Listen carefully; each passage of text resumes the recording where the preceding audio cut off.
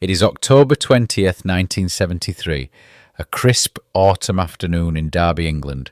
The baseball ground buzzes with anticipation, and the air carries the earthy scent of fallen leaves mingled with the distant aroma of meat pies from nearby vendors. Derby County was set to face Leicester City, a fixture that had drawn fans in droves, filling the stands to capacity. As the teams warmed up under a pale sun, a murmur rippled through the crowd, swelling into a roar of recognition and affection. Eyes turned toward the upper stands, where a familiar figure was standing. The former manager, who had led Derby County to unprecedented glory before his abrupt departure just days earlier.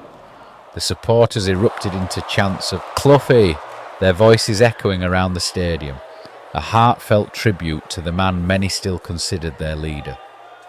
In the owner's box, Sam Longson, the club chairman, initially basked in the applause, mistaking it as an ovation for himself. However, as he followed the collective gaze of the crowd and saw Brian acknowledging the fans with a modest wave, realization dawned.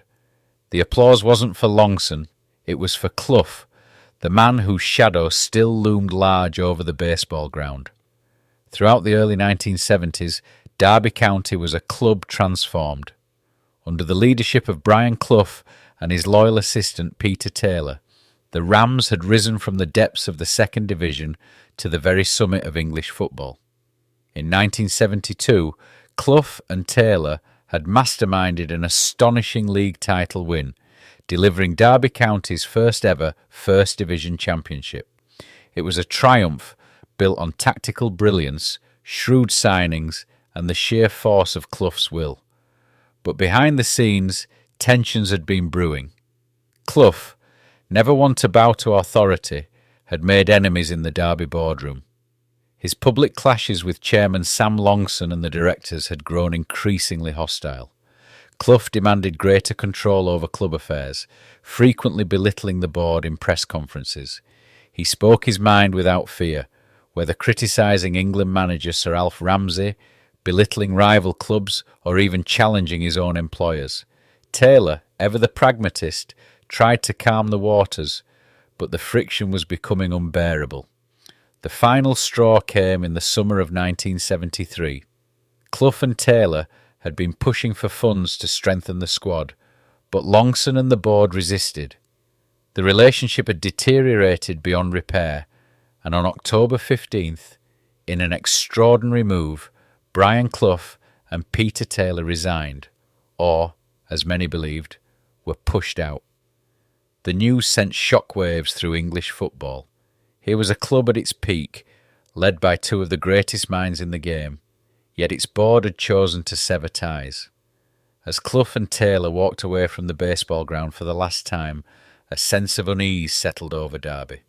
The supporters knew, the players knew, and in time even Sam Longson himself would come to realise he had just made the gravest mistake of his tenure. After the bitter end at Derby County, Clough was a manager without a club, but never without a fight. The footballing world expected him to land on his feet, and so did he. But when he walked into the offices of Brighton and Hove Albion in 1973, it was like a king taking the throne of a kingdom he had no interest in ruling. The South Coast club, languishing in the third division, was a world away from the top flight. Clough, ever the showman, gave the fans hope, but his heart was never truly in it. Peter Taylor had stayed behind up north, and without his trusted lieutenant, Clough seemed incomplete. Training sessions were uninspired, the players unimpressed.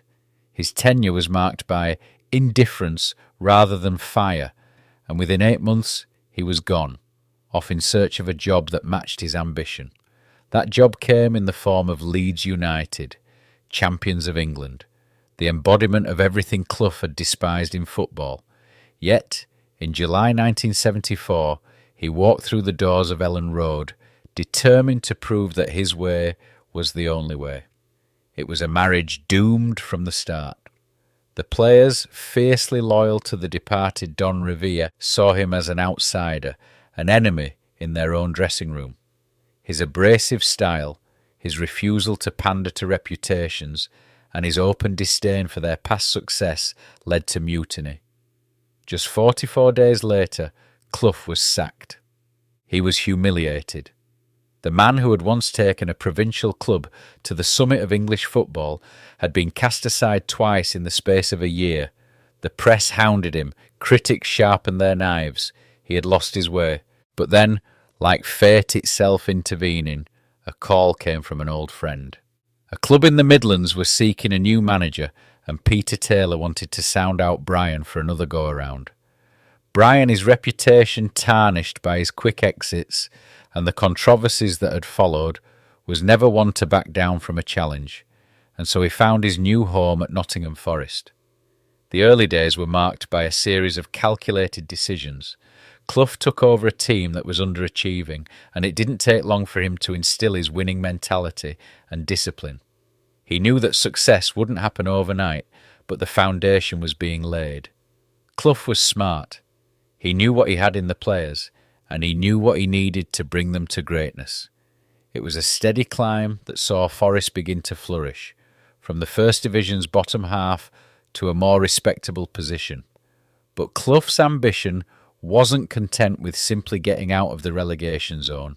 He wanted more. With Taylor's help, the magic that had been so successful at Derby County was reborn. Their partnership was electric, and the combination of Clough's fiery intensity and Taylor's keen tactical mind started to shape Forest into a team with serious potential. The pair worked tirelessly to bring in the right players, focusing on a mix of young talent and seasoned professionals who could handle the pressure of Clough's high standards. By 1978, the transformation was undeniable. Forest won the First Division title in the 77-78 season, a stunning achievement for a club that had been languishing in the Second Division just a few seasons earlier.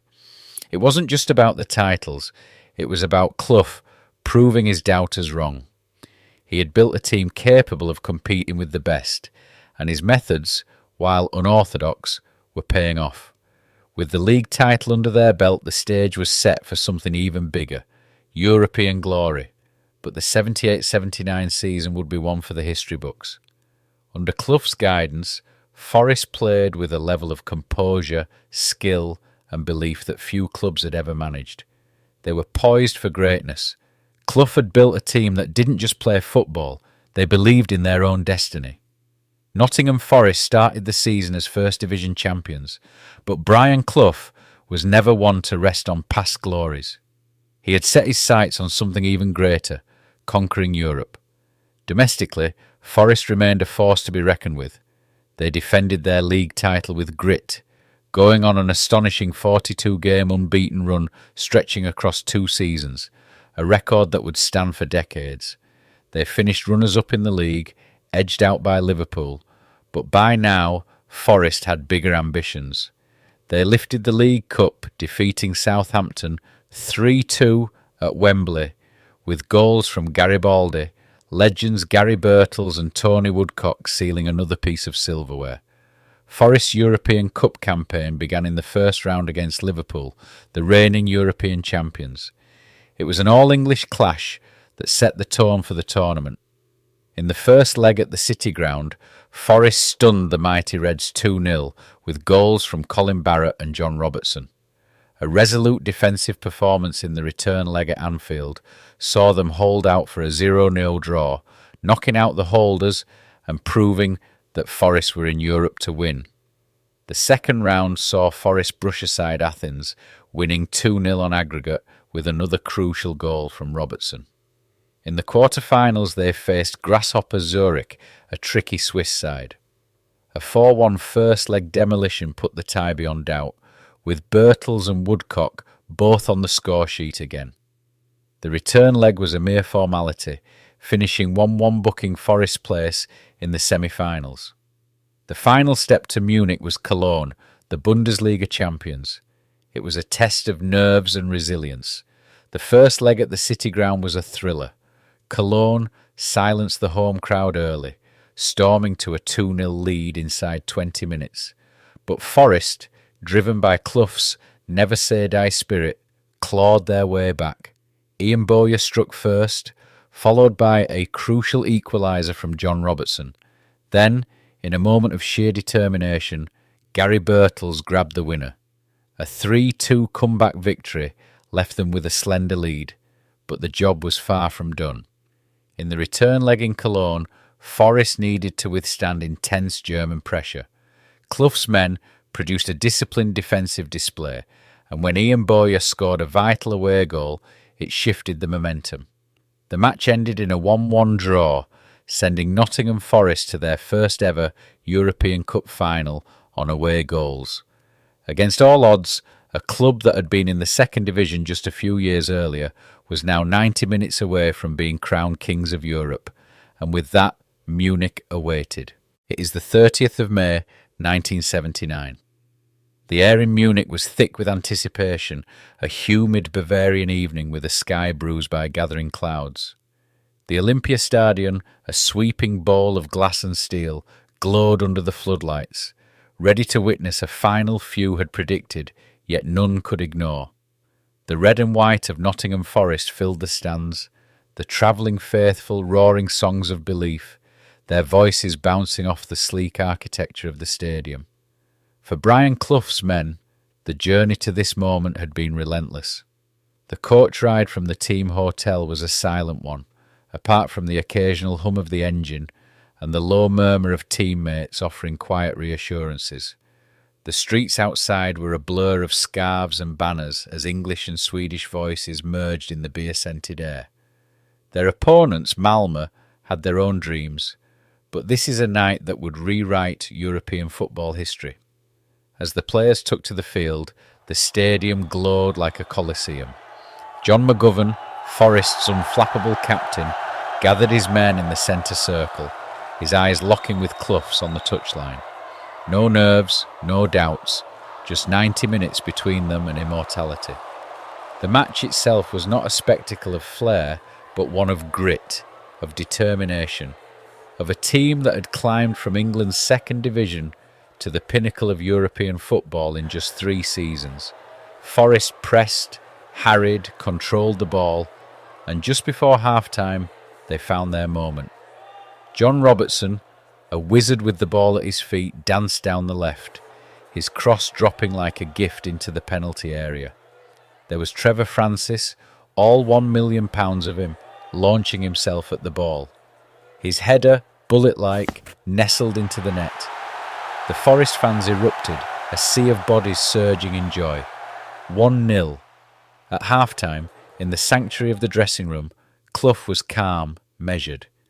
"Keep your heads," he said, pacing between his players. "Just keep playing our game."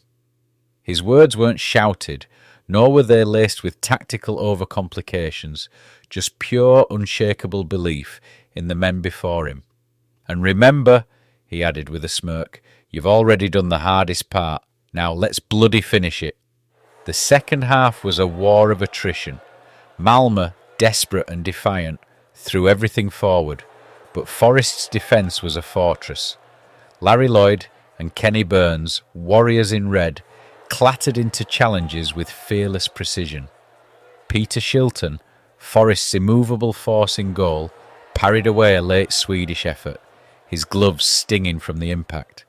The final whistle blew, and for a second there was silence, the kind of disbelief that comes before the eruption of history being made. Then bedlam. Forest had done it. Nottingham Forest were champions of Europe. As McGovern climbed the steps, Clough watched from the pitch, hands in pockets, a knowing smile spreading across his face. The captain lifted the gleaming trophy aloft, the red ribbons fluttering in the night air, as champagne-soaked players hugged, laughed, and took in the sheer magnitude of what they had achieved. A club from the English Midlands had conquered the continent. When the plane carrying the champions touched down back in England, Nottingham was waiting. The streets, normally sleepy under the Midlands sun, were flooded with fans, thousands upon thousands, lining the roads in a procession of pride.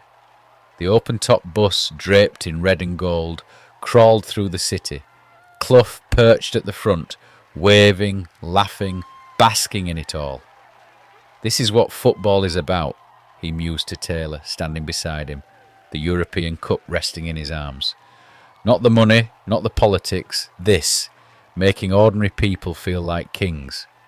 The people of Nottingham roared back at their manager, the man who had brought them here, the man who had turned Forest into the best team in Europe. The bells of the council house rang, scarves were held aloft in every street, and the city celebrated long into the night. They had climbed from the depths. They had defied expectation. Nottingham Forest had reached the summit of European football, and they weren't done yet.